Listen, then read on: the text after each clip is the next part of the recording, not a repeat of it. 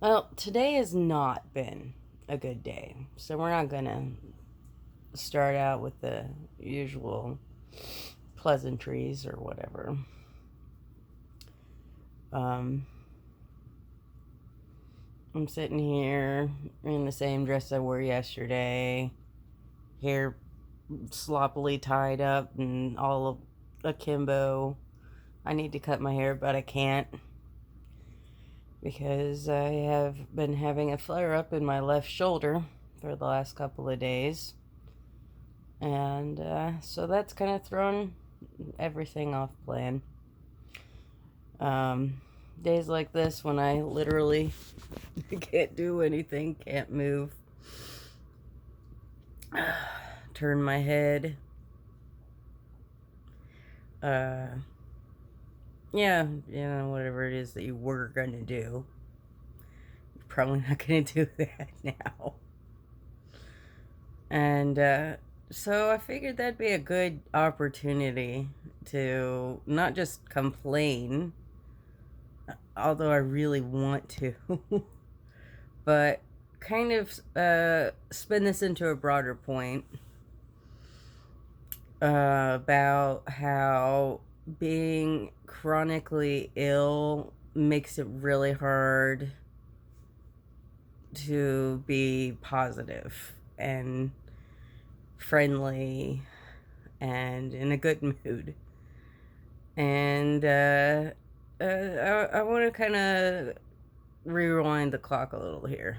So, my dad has had issues with chronic pain for a very long time, back pain, knee pain, but also like neuropathy and just a lot of things that cause him to hurt an awful lot. Migraines, you name it. And I think my family always had this underlying like understanding that he was just being a little overly dramatic sometimes. And now that I'm living that life, I'm like, oh no, he wasn't being over dramatic. He was just mentally at the edge of a cliff, trying not to jump off, so to speak. Like it really is hard to be anything other than angry and mean when you are constantly hurting. And we don't take pain seriously enough in our society. We just don't. I mean, here's the thing. It's you can't get an easy qualified, something that's really easily measured to objectively uh measure someone's pain. And because of that, they try to come up with these things like the pain scale. What's your pain today on a scale of 1 to 10? Well, I'm someone who is in constant, horrible, awful pain that makes me want to curl up in bed all the time. So, my idea of like a baseline day is maybe like a 6 or 7. Whereas to someone else, that might sound like immensely alarming,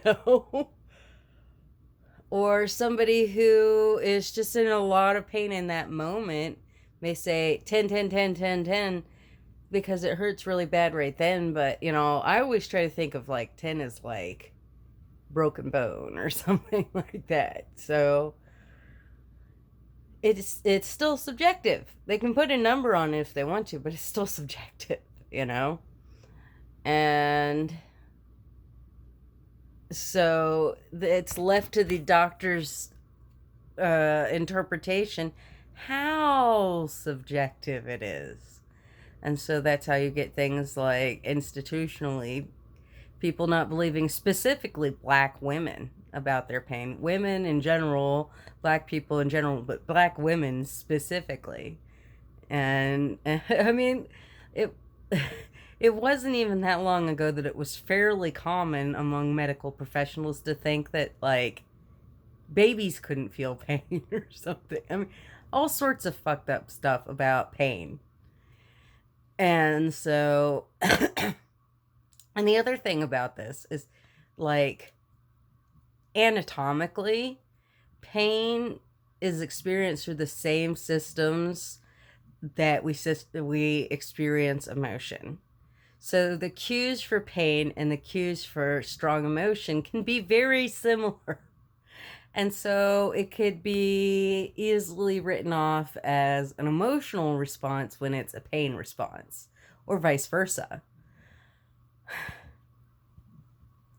And we're not very good at at acknowledging people's pain, helping them to diminish it as much as possible, and supporting them when there's just some amount of pain you can't not have.